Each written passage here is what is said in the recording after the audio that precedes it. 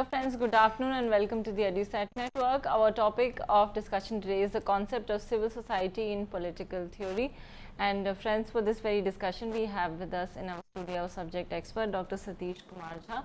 Associate Professor, Department of Political Science, Aryabhatta College, University of Delhi. He has been teaching for more than 2 decades the subject of political science, and with this very brief introduction, I like to welcome sir to our studio. Sir, thank you so much for coming and joining us today. Thank you, Madam Urvashi. Today's discussion we are going to have on the concept of civil society in political theory, and as it is commonly understood today that civil society is so important a concept in the political discourse, not only in the West, but also in the post-colonial world like India, that any discussion of politics is becoming difficult today without reference to civil society. Now, how this concept of civil society has acquired so much significance and eminence over the years, that is something quite interesting to see here. Though civil society as a concept in political theory is not new. In fact, with the dawn of this modern era or modernity, and a lot of developments which took place in Western Europe in 16th and 17th century, civil society gradually became a very important concept in political theory. Though it is also there that there was no unanimity on this concept, there was a lot of debate which surrounded this entire discussion, that how to understand this concept civil society. For example, on the one hand you have thinkers like social contractualists like Locke and others who had a particular notion of civil society. On the other hand, we have had political economists largely belonging to the Scottish Enlightenment tradition like Adam Smith, Hume and so on and so forth, who basically put to different uses this concept of civil society. And in between we also see that a lot of powerful critiques of this Enlightenment categories emerged, and the two important critique which in fact we can see on this concept of civil society, one came from Hegel, another came from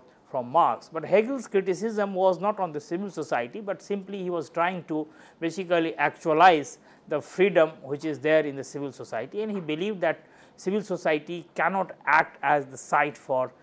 freedom or liberty, and therefore his main quest was to basically actualize it, and he tried to actualize it through the category of a state. So therefore in Hegel we find a different usage of civil society, but so far as Marx is concerned, Marx was a very powerful critique of this entire concept of civil society as was being used both in this Scottish political economy tradition as well as in Hegel and some other people. Though one thing is very clear here, that like Hegel, Marx also associated civil society with the realm of economy, but the only difference is that whereas Hegel tried to basically overcome the distortions of civil society through the conceptualization of a state, Marx believed that the state was basically extension of civil society. The same forces which were dominating the civil society, the same forces would also control the state, and therefore this entire mechanism of overcoming the distortions of civil society through the instrumentality of a state was not acceptable to Marx. But nonetheless, in fact, we find that in Marx we have a very interesting discussion of the civil society state relationship taking place. Of course, within the Marxist tradition, the other thinkers and scholars came later who tried to fine tune it, further refine it, and one important name comes here is Antonio Gramsci, the Italian Marxist philosopher. So all these things are there, all these traditions are there so far as this theoretical philosophical understanding of this concept of civil society is concerned. But one thing is also is noteworthy, that within the liberal tradition the civil society gradually started acquiring a different connotation and overtone, and it got associated with this democratic process or democratic institutions. And one's important contribution came from Tocqueville, particularly in his famous book Democracy in America. And the way Tocqueville tried to look at the civil society as an important site to actualize democracy particularly through the associational networks, through the voluntary organizations, and how those networks of voluntary organizations can basically empower the democratic politics and democratic institutions is a very significant milestone so far as the evolution of this concept of civil society is concerned. And taking clue from Tocqueville, what we find that many other thinkers later try to build on this, and therefore, civil society, which was earlier associated with simply as the market, realm of economy or the class forces, acquired a different meaning, and it was basically related to the democratization or democratic process in the society. So, I mean all these various usages of this concept of civil society has enriched this concept of the civil society in political theory. But one thing is also significant to mention here, that civil society, what has happened, that has made a powerful comeback, or one can say the revival of this concept in terms of its popularity, in terms of its currency in the political discourse today. And this revival normally is traced in basically in 80s, particularly the way this Eastern European countries were revolting against this authoritarian and despotic rules in name of socialism and communism which were in existence there, and therefore, when they tried to basically look for a democratic channel to oppose and to basically to fight for their rights, their liberty. So, around that time what happened, the civil society became an important site of these political activities and struggles, particularly in Poland, the Solidarity Group as it was called then, and gradually it spread to other Eastern European countries like Czechoslovakia, Romania. And when these authoritarian regimes, one party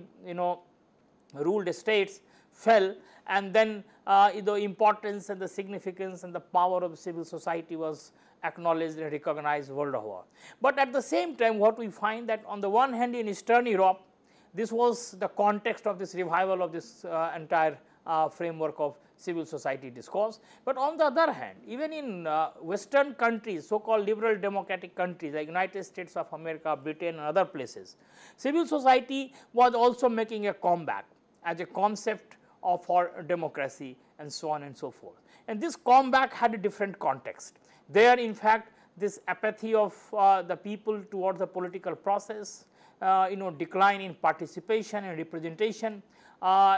basically a kind of indifference towards political process. All these things force many scholars to start thinking about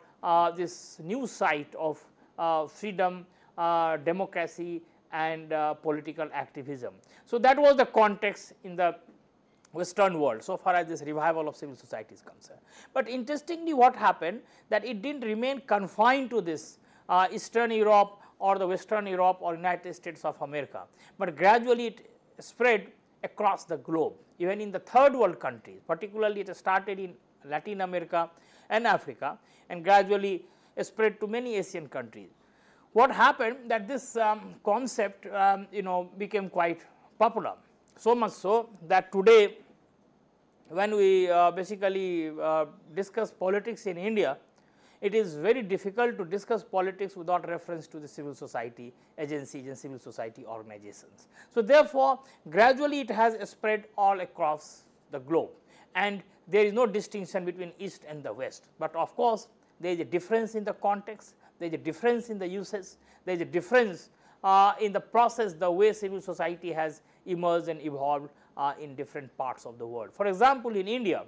the emergence of civil society itself is a hotly debated issue, that how civil society emerged in India, because civil society, to put it briefly, is definitely associated with the rise of capitalism,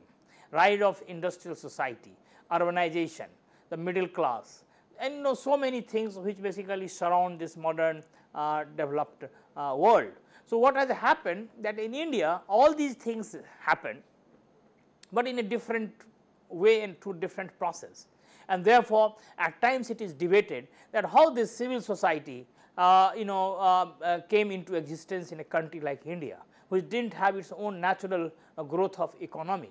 in fact, even the modern institutions and the modern ideas did not take root in India at their own, rather they were basically totally thrust upon the Indian people and Indian society, what is normally referred as colonial modernity, that India basically experienced modernity due to its interaction with the colonial rule and the colonial power. So, basically it was derivative to some extent, because it was thrust upon the Indian soil, and therefore, this emergence of civil society is also at times seen from that framework, from through the prism of colonial modernity, that how the civil society emerged in India. Because it is well known that in India what happened, that the modern English education which was introduced in 1835 by Macaulay, that led to the emergence of a new class, the middle class, and that middle class which later on became the flag bearer of modernity and rationalism. Basically they started their activism mostly in urban centers, and thereby what normally associate with civil society structure or civil society agencies and organizations, they came into existence. But interestingly, the Indian civil society, civil society in India from the very beginning was based on the combination of both tradition and modern values and modern institutions. It was never purely the modern structure the way it is normally understood. So, that has led to a very interesting and very creative debate, that what is the nature of civil society in a country like India. Is it a real site for the freedom, justice, equality, all these modern values which are basically the backbone of democratic polity or democratic society. Can civil society be expected to discharge its traditional or historical role so far as democratization is concerned, because in India it is believed that civil society stands for number of things which are both pre-modern as well as modern. So, we will basically look at these issues later, because now we find that a lot of political theorists who have been working on India, they have come up with new concepts, like Partha Chatterjee has come up with a concept called political society, and he believes that civil society and state, these two categories of political theory are there, but in Indian's context or the situation like India, what has happened, that one can find that a third category is also in existence, that is a political society, and he believes that if civil society is basically the sphere of modernity, then political society is a sphere of democracy. If civil society is a sphere of the middle class, which basically carries forward this modern rationalism and modern values, the political society is basically the sphere of the subaltern classes who are not basically privileged to have access to all these modern values and modern institutions. So, therefore, this is interesting categorization of political society and civil society. We will basically look at this issue later. Now, to begin with, what I am basically trying to do here in the remaining time is to look at 2-3 different set of issues related to the civil society. The first issue is that what do we mean by civil society, and as we have discussed that this meaning has acquired different connotation in different traditions, but nonetheless there are certain attributes through which people try to recognize this civil society. Number 2, that what is the relationship between civil society and the state, whether it is independent of a state or it is part of the state. So, in fact, this is another important dimension of this discussion. Secondly, in fact, this civil society is only the domain of voluntary organizations or basically the modern voluntary organizations, or civil society can also consist of organizations which are basically organizations of groups and communities, may not be modern, but nonetheless they are there. So, in fact, can we include in this concept of civil society? And finally, this debate on tradition and modernity is very important, because the moment we exclude this traditional dimension, the traditional associations or traditional structure from the purview of the civil society discourse, then what happens that in a country like India, half of the civil society falls to the ground, because what happens that what is happening in civil society, this consists of both traditional and modern values and modern associations. So, that way, in fact, if you have only the association or voluntarism as the yardstick to measure or judge or to define civil society, then you cannot exclude even the traditional associations and traditional organizations. But if you have some other yardstick to define it, then of course, it goes out of the purview of the civil society. So, these issues are important today. And number 2, that the relationship between, earlier we were only thinking in terms of the relationship between civil society and a state, but now there is a third category which is also becoming very significant, and that is the category of market. Now, as I mentioned earlier, that there was a time when the Enlightenment thinkers, the Scottish political economy tradition, they associated basically civil society with the realm of market and economy, for Adam Smith and others, and they believe that it is the realm of freedom. The state has no role to play. It was basically this type of categorization which was critiqued by Hegel, when he believed that this freedom is not actual freedom, real freedom, and therefore for actualization of this freedom we have to basically transcend it and go in the sphere of the state. And it is here that Marx disagreed both with Adam Smith and Hegel. In fact, for Adam Smith and other Scottish political economists, in fact, this market was a sphere of freedom. For Hegel, it was a state which was a sphere of freedom, and for Marx, neither market nor the state could be considered as a sphere of freedom, because in order to get freedom, one has to think beyond both market and the state. So, therefore, what we find that Marx is critiquing both the Adam Smith as well as Hegel, whereas Hegel is critiquing Adam Smith. So, this way you have a different type of narrative or different type of discourse surrounding this civil society. But what has happened that over the years, this particularly in 90s, or it started in late 80s and particularly 90s, the way this liberalization, globalization are sweeping the entire globe, what has happened that this category of market and civil society are becoming important categories, particularly in the hands of some multilateral funding agencies like World Bank and IMF, and some multilateral bodies like WTO and so on and so forth, to basically use this category, civil society and market, to basically to argue for the democratization in certain societies, some societies which are basically undergoing a process of transition from underdevelopment to development, particularly third world countries. And therefore, what is suggested on behalf of this IMF World Bank discourse, that it is basically the absence of civil society initiative. It is over dependence on the state, and those states which have been basically encroaching on people's freedom and basically the activity of market and civil society, that this entire process has been retarded and people's freedom has not been realized. Therefore, what is suggested as a postscript that or as a footnote, that the only remedy lies therefore in basically invigorating this entire concept of civil society, rather basically strengthening this entire foundation,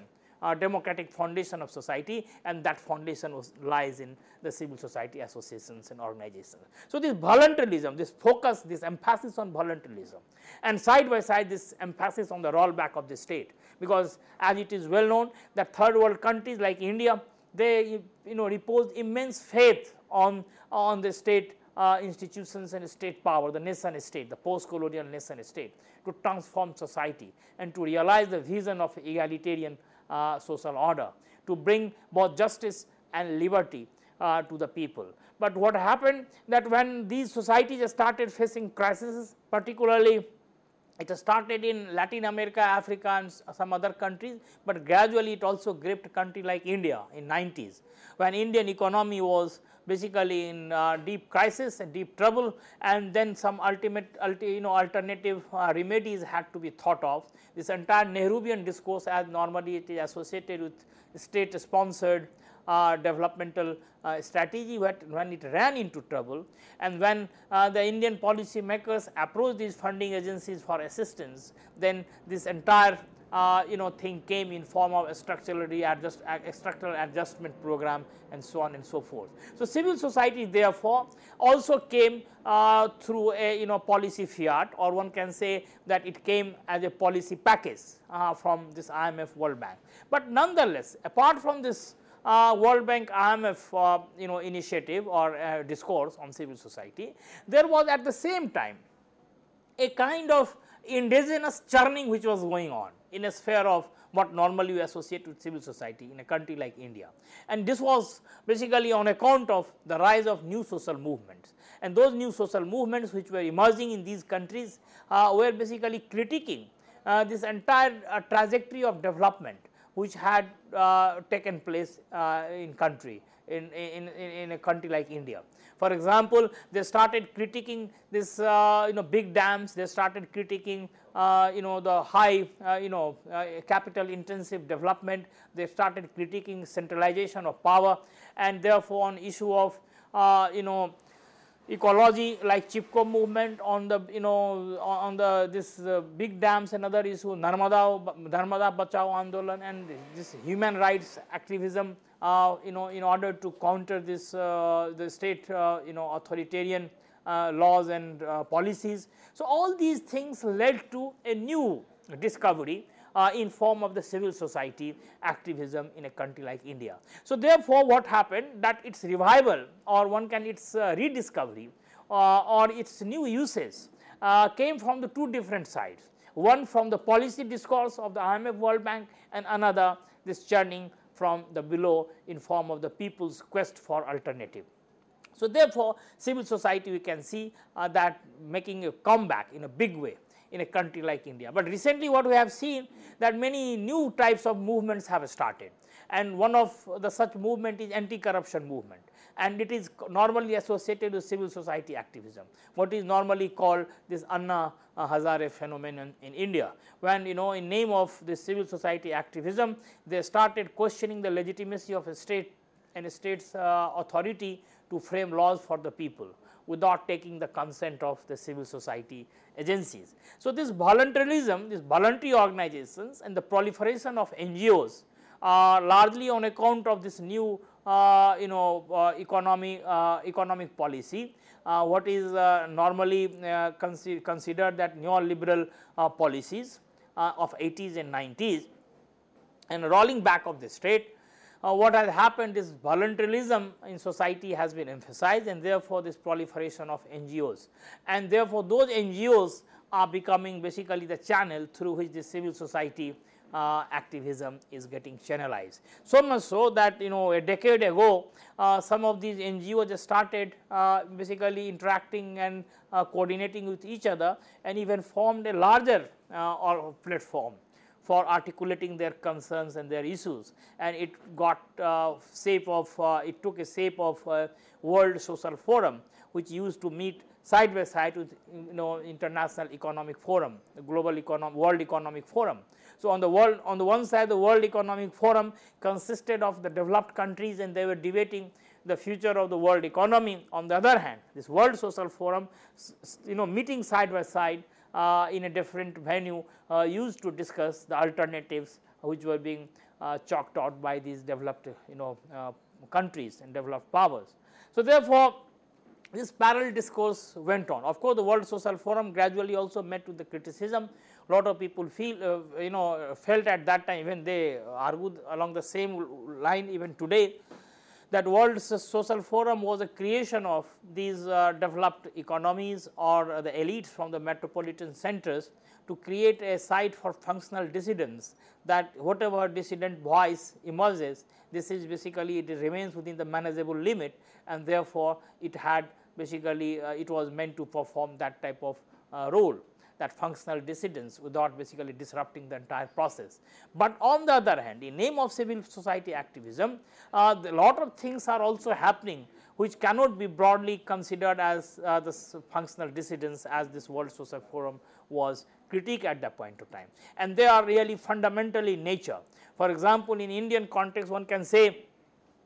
that this Narmada Bachao Andolan, the Chipko Andolan, this on issue of nuclear weapons, on the science, and basically on literacy, on health, on education, a lot of groups are basically working, and they basically come up with lot of suggestions, a lot of alternatives, and most of them, of course, the critique of the existing policies, but they simply do not want to disrupt the process, but they try to supplement this state initiative through their own activities and their actions by basically mobilizing the people, by channelizing the initiatives of the people, by articulating the concerns of the people in the civil society, and therefore, this is one important aspect of today's political and social life in a country like India. And therefore, this does not basically threaten this existence of this entire democratic institutions and structure. So, to some extent this is reminiscent of what Tocqueville used to say about the American democracy, that one of the important factor which basically created a solid foundation for the success of American democracy in the opinion of Tocqueville was the existence of civil society agencies and organizations, the voluntary organizations like parties, like like pressure groups, like interest group, like clubs, various types of clubs, libraries, and various voluntary organizations through which basically people were networked and people were brought within the purview of this democratic discourse. So, in fact, that type of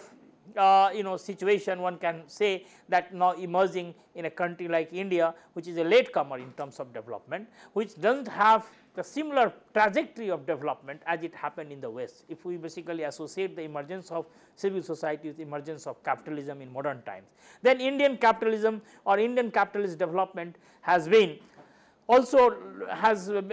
taken a different trajectory altogether, largely because of the colonialism and the impact of colonialism. The mode of production, the way the entire thing was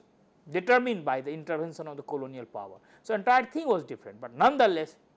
this new type of activism, particularly after the crisis of the developmental state, after the crisis of the state's sponsored developmental strategy, this new initiative is something which basically resembles with what Tocqueville used to describe with the success of democracy in United States of America. So, that is one thing that this is taking place here, but nonetheless what has happened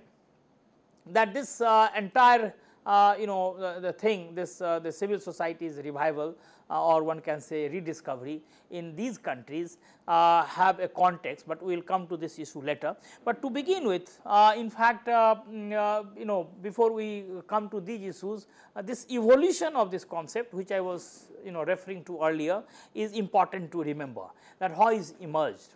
And it is here one thing we should remember, that in political theory and political thought normally we start with the Greek tradition, the Greek period. But here we should remember that the Greeks, for them the polis was an important category, and the city states. Of course, it was based on the community life, it was based on the community networks, but it was based on the civic virtue, the way we discussed in context of citizenship, that how the civic republican tradition, which normally got associated with Athenian democratic tradition, that was important part of their life. The politics was basically the essential nature of man, the way Aristotle put it. But nonetheless, one thing is important to see, that though they worked with this category of polis, they worked with the category of civic virtue, they worked with this kind of associational feature of human life, but nonetheless the category of civil society, the way today it is used, we cannot find in this Greek tradition. So, therefore, what happens that the civil society comes into circulation only in modern times, particularly in 17th and 18th century Europe, and that period is basically the period when Europe was witnessing revolutionary changes, and those changes were mostly on issue of the economy, society and culture. And the 2-3 important developments which basically one should remember here is basically this Reformation, later on Renaissance, and then Industrial Revolution. So, these developments completely transform the European life, and therefore, along with these developments many things happen. The secularization of polity, secularization of society, and therefore emergence of a new class, the capitalist class, and therefore this entire attempt of reformation to carve out a separate sphere for the state authority, as we discussed earlier in other concepts of political theory like state, sovereignty and other things. The authoritarian state how was basically the requirement of the new emerging class, the capitalist class. So, this authoritarian state, or the Leviathan, the way Hobbes used to put it, in fact was the call of the day, and therefore, this entire attempt to basically separate the church and the state was basically fall out of this initiative. So, in the first phase therefore, you have had thinkers like Hobbes and Boda who talked of sovereignty of the state or the ruler, or monism, monistic theory of sovereignty they propounded, and they basically, the entire attempt was to basically carve out a separate sphere of action or separate sphere for the state authority and state power. But that was the initial phase of capitalism. That was the initial phase of the liberalism, which was basically the political ideology of the new class. So, what happened later on, the same contractualist tradition which had Hobbes talking about this type of state, powerful state, autocratic state, because that state was only capable of unifying people, that state was only capable of taking on the church and the pope, and therefore, what happened that later on the same contractualist tradition had other thinkers like Locke and Rousseau, and there you find this new quest for democracy starting. And this quest for democracy now you can find taking place through a number of philosophical arguments and philosophical categories, and one such argument is basically can be seen in this entire argument of contract, the social contract. Of course, the same argument was also used by Hobbes, but now it is being used in a different from the different point of view by Locke. So, what happens that when Locke uses this the same concept of social contract, the uses and the purpose for which it is being used is totally different. Now, what he is doing, that he is depicting the state of nature, and then he is bringing this category of natural law and natural rights, and thereby he is trying to demonstrate that how this state of nature, in spite of having everything is basically inadequate for realization of freedom, and therefore, those inadequacies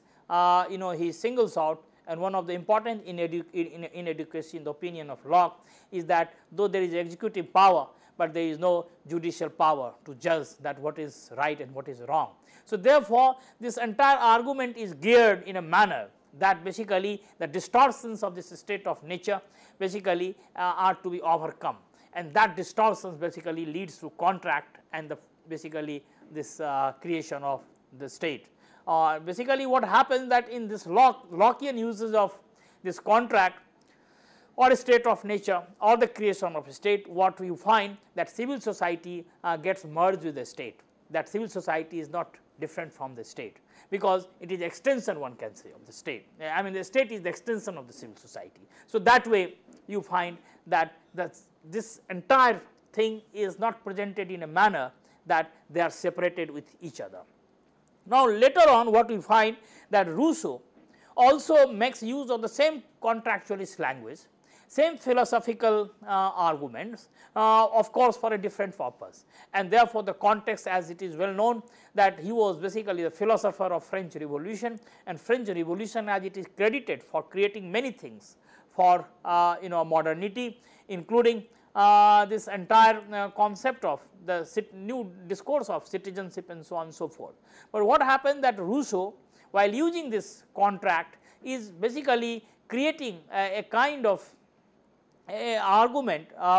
for the critique of civil society, and therefore, he is looking for a contract. Now, and that entire concept of general will which he comes up with is basically a kind of argument to basically transcend this deformities of the civil society. So, therefore, but one thing is significant in Rousseau, that unlike other contractualists or other liberal thinkers, Rousseau is the first important thinker of his time, who is basically recognizing that why these problems are emerging in civil society. And therefore, one famous statement coming from Rousseau is the best reminder of this fact, when he says that iron and corn civilized man and also ruined them. So, he is basically now hinting at this evolution of society, evolution of economy, and this growth of economy and the formation of classes, and therefore, this class differences and inequality, how these things characterize this civil society, and therefore, how to overcome them.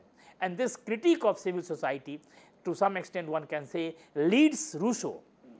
to come up with this argument for general will. But he searched for this true community, because he finds that this true civil society is not a true community, because in a state of nature man was living a life of happiness, idyllic happiness, but when basically iron and corn basically civilized and also ruined them, took away this happiness and pleasure. So, therefore, the people were looking for another framework to recover those happiness and pleasure. Now, how to recover that, and he is basically suggesting general will, but a lot of criticisms that this general will was not the true way to basically recover that lost happiness, but nonetheless that was the limitation of Rousseau's thought. But it was the beginning of a very important recognition at that time, that what is the nature and character of civil society, and for the first time you find that it is coming very forcefully in Rousseau, when he is basically separating it from the state. Now, what has happened, that after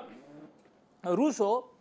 we find that this entire trajectory of the civil society discourse is undergoing a change, and this major change one can locate in two important thinkers from the Western discourse, and these thinkers are Hegel and Marx. To some extent, these both German political thinkers, basically Marx of course was influenced by Hegel in terms of many ideas, but nonetheless Hegel's ideas were subjected to ruthless criticism by Marx, and basically Marx tried to come up with a due set of arguments showing the limitations of Hegelian thought. But with Hegel, what happened, that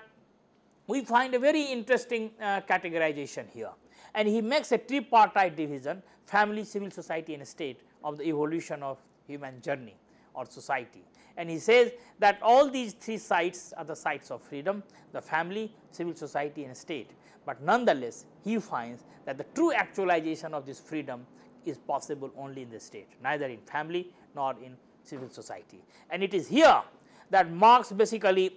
criticizes Hegel in a big way, because Marx believes that this Hegel's recognition of this fact that civil society is basically not going to realize freedom is a correct realization, a correct acknowledgement of this fact. But his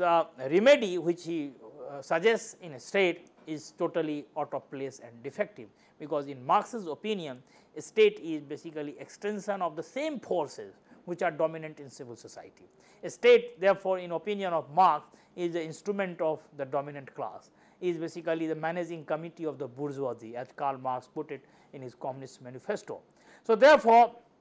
Marx believes that if one is really interested in securing freedom, realizing freedom, rediscovering freedom, recovering it, then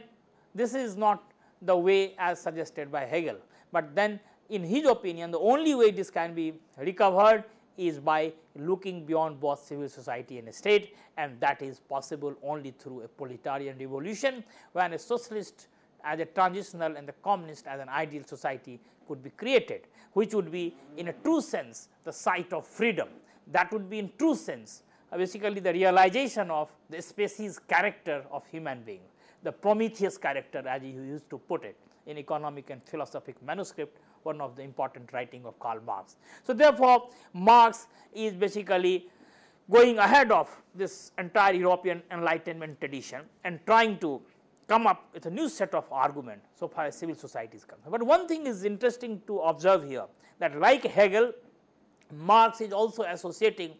civil society with the realm of economy, that is basically the market of trade and commerce, the sphere which is basically dominated by the bourgeoisie, the capitalist class. So, that way you can see the direct continuity between Hegel and Marx so far as this recognizing the fact that it is a sphere of economy, the way the earlier Scottish Enlightenment thinkers like Adam Smith and Hume had done earlier. So, therefore, you find that this civil society is now strictly identified with the sphere of economy. But on the one hand we find that for Adam Smith the civil society is the realm of economy, is the site of freedom, and therefore, for Adam Smith and others, the state was only the night watchman. It was only in the role of night watchman, basically minimal state. What today we hear in name of neoliberal political discourse. Now, Adam Smith was the first person who believed that the hidden hands of the market could basically drive the society and could realize the freedom for the people. Whereas Hegel, we find, that critiqued it and believed that it was not the civil society which was the site of freedom, but it would be the state which would be the site of freedom. And it is here that you find that Marx breaking from both and critiquing both Smithian tradition and the Hegelian tradition. But interestingly, this concept of civil society as it was understood and developed by Marx was further fine tuned and further refined by other Marxist scholars and thinkers. And one such scholar is basically Antonio Gramsci, the Italian Marxist philosopher. Gramsci, interestingly, was basically subjected to the fascist terror, fascist coercion, and therefore he was basically in jail, and therefore some of his writings which produced in jail, which later on were made available as prison notebooks. Gramsci comes up with a very interesting argument so far as civil society is concerned, and his argument is normally along this concept of hegemony, that how ruling class rules, and therefore he basically argues that ruling class does not rule simply with coercive power of the state as it was earlier believed, though in fact one thing is there, that Marx always believed in the force of the ideology, that it is ideology which basically is the main the support system available to the ruling class. But later Marxists have fine tuned and refined it, and Gramsci exactly does it, and he said that how ruling class rules, and ruling class does not rule simply by the coercive power of the state, but by mobilizing and using the resources of civil society, that ruling class generates consent among the people for its rule, and this consent generation is an important function of civil society. And therefore, what basically Gramsci does, that not simply associating with the realm of economy, but basically associates with the realm of ideological resources creation, that how ideological resources are created in civil society through agencies like church, schools, universities, hospitals, clubs. All these civil society voluntary associations and agencies are meant to basically create this ideological resource for the ruling class, and ruling class basically gets legitimacy of its rule by using these resources, and therefore it is both a combination of coercion and consent. Coercion is not totally absent, but coercion is always supported by this ideology and consent generation. So therefore, this is a very interesting formulation by Marxist Italian philosopher Gramsci. So what happens, that this is how within Marxist tradition this civil society has been used by the subsequent Marxist thinkers. Now, of course, Althusser also, when he talked of ideological state apparatus, he was referring to these agencies of the civil society, including some of the agencies of the state, of course. So this way, now civil society has acquired a new meaning within the Marxist tradition of, without diluting the initial classical Marxist formulation so far as civil society is concerned, as a realm of economy, as a realm of ruling class domination, and a state as extension of civil society, and therefore civil society state continuum basically is the key to understand this entire capitalist social order. Now, interestingly, what happened, that this civil society formation is closely associated with industrial society, because this interdependence among the people, this organic network, because the traditional societies were based on the segmentary social structure, and it is here that one important and famous sociologist, and his ideas are quite useful to understand this process, that how this transition from pre-industrial to industrial takes place, and how this transition leads to a situation where people become dependent on each other due to their functional dependence and functional reliance. And it is the French sociologist Durkheim, and his concept of organic solidarity, mechanical solidarity and organic solidarity as he puts it. The mechanical is basically synonymous with the pre-industrial, and organic is synonymous with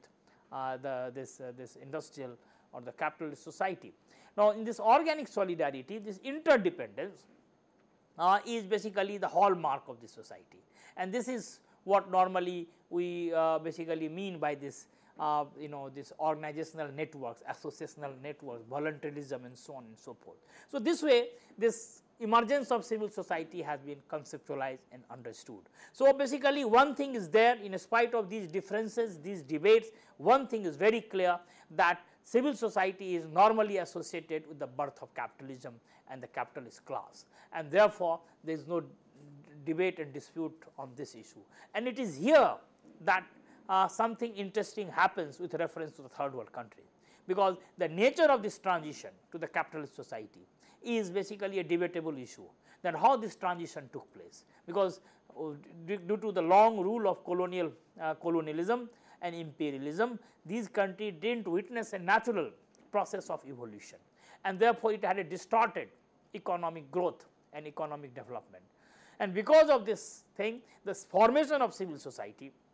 was also basically not quite neat and smooth as it happened in the Europe in 16th, 17th and 18th century. So, these third world countries like India, the civil society has emerged, but not through the normal process, and therefore, here we find that the combination of traditional and modern institutions, ideas and structures, they cohabit together, and this cohabitation at times basically creates problems also for democracy and so on and so forth. Now, we will come to this issue later, but what I was trying to mention, that this uses this evolution from from Locke to one can say the Marx, and then of course, the subsequent Marxist churning on this issue of civil society. One important work, as I was referring earlier, of using civil society as a category for putting forth the argument for democracy, is available in Tocqueville, this Democracy in America, and how Tocqueville looked for or analyzed the success of American democracy, and he basically located this success in largely in terms of the availability of the civil society associations and civil society agencies in United States of America. And therefore, the argument runs that if this this type of agencies and these type of organizations are available in any society, this can act as a bulwark against the authoritarian and powerful state. It can basically help in realizing freedom, and it can help in democratizing society. So, basically number one, it can be bulwark against the state, authoritarian state or the despotic state, or the centralization of power in the state. On the other hand, it can also help in realizing the freedom, because these are the sites of freedom, and these are the sites for democratic action and democratic politics. So, Tocqueville's work is very important today, because a lot of people, when they talk of democratization, now they simply feel that it is not the state which should be looked for supporting democratic process, but it is the civil society. And therefore, you find that even to India today, that a lot of energy is being spent on looking for this civil society agencies and organizations, that how they can help in further deepening and widening this process of democracy, which started here 60 years ago. But one thing is interesting, that apart from Tocqueville, we also find that a very interesting work has been produced by Rod Putnam in name of social capital, and he believes this Putnam that how this social capital, that is basically in one sense one can say civic virtue, that this networking, this associational linkage and bonding of the people basically help in realizing freedom, in basically surmounting all the difficulties which are there in civil society, and rather in fact even going beyond the state, because state is not a solution to all the problems of the people, and therefore, the social capital, available of social capital, and this capital can be generated by certain initiatives, and those initiatives and those basically virtues are available in various communities or various associations, and those virtues can be mobilized so that this social capital acts as a motivating force, or a can act as basically a kind of energy to the people, which can basically mobilize them or basically induct them into democratic process. So, basically this lot of new developments are taking place in order to deepen democracy, widen democracy, broaden democracy, and they are looking for such things within the communities and the groups in the civil society arena or domain or sphere, and one such is this social capital, as is talked by Putnam. Now, what has happened that as I was mentioning earlier, that in spite of rather in fact in the light of these developments and evolution of this concept of civil society, what has happened that in 80s, since 80s we find that a very powerful revival of interest in civil society. Earlier, of course, in political theory it was there from the very beginning, but this revival, as I was mentioning, has a context, and this revival can be seen from three different point of view. Number one, in context of the Eastern European development. Number two, in context of the Western Europe as well as United States of America and some other country. Today, so much so that one a study says that in Canada there are 4 million civil society organizations. Now, this proliferation of such organizations tell you that how it has suddenly become so important. So, one is this Eastern Europe, another is this Western Europe, USA, Canada and other countries, the developed world, and the third one is this developing countries like India. So, these three pronged growth of this civil society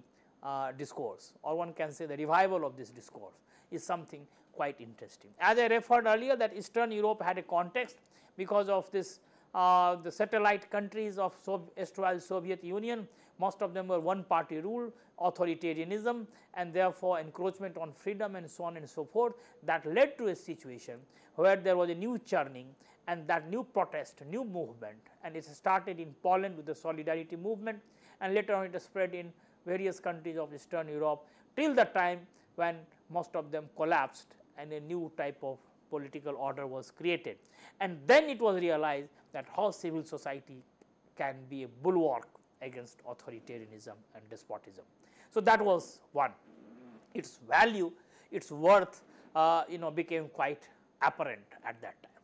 Number two, this Western Europe, USA and other places which already had a very neat development of civil society, largely on account of the neat development of capitalism, largely on account of the advent of capitalism I know in 300 years ago, and because of a very vibrant political economy and the social class relationship there. But what happened, that this growing apathy or indifference toward democratic process, lack of participation, decline in people's interest in democratic process, all these things led to a new quest, new search for civil society activism and civil society discourse. So, therefore, this Western context has this background. Now, country like India and many other countries, as I told you, that after decolonization and liberation movement, most of these countries relied on the nation state to usher in a new process of development, both democratic and political economic. So, therefore, this entire pattern of development when it started showing its limitation in eradicating poverty, in basically uplifting the standard of living of the people, when in deepening and broadening this process of democracy, then a powerful critique started, disillusionment started. And therefore, I was mentioning that new social movements, the new social movements which started in basically country like India, on issue of ecology, on issue of development, on issue of science and technology, on issue of literacy and so on and so forth, they basically civil society became the site of this activism. And therefore, in Indian context you find that civil society's rediscovery was around that time. Though civil society as a site for action, political action, was present even during the colonial period, particularly during freedom movement. In fact, one of the Indian political thinkers, the icon of modern era, the great political thinker Gandhi, in fact always used civil society against the state to basically to mobilize people for politics and for understanding freedom. But at that time the usage was different. In the post-colonial context, its usage has become totally different from the way it was being used during the colonial period. But what happened, that this critique of this state sponsored development and this rediscovery of the civil society was accompanied with a new phenomenon, and that was in 90s, largely on account of this birth of globalization, liberalization, structural adjustment and so on and so forth. As I was referring earlier, that World Bank, International Monetary Fund and WTO organizations, when they started prescribing certain set of policies for third world countries like India, one of the prescription was that civil society and voluntarism of the people in the civil society are the only way that people's rights and freedom can be secured. So, rolling back of the state and reinvigorating this agency of civil society became part of this new prescription. So, therefore, it came from the above and at the same time it was being used from the below. So, therefore, why you find that civil society today is becoming a site of contestation both in theory and in politics, and therefore, it is becoming a very interesting theme of debate in political theory. I will stop here. Right. Thank you so much, sir. And friends, this was the concept of civil society in political theory. With this, we take your leave for today. Thank you and have a wonderful day.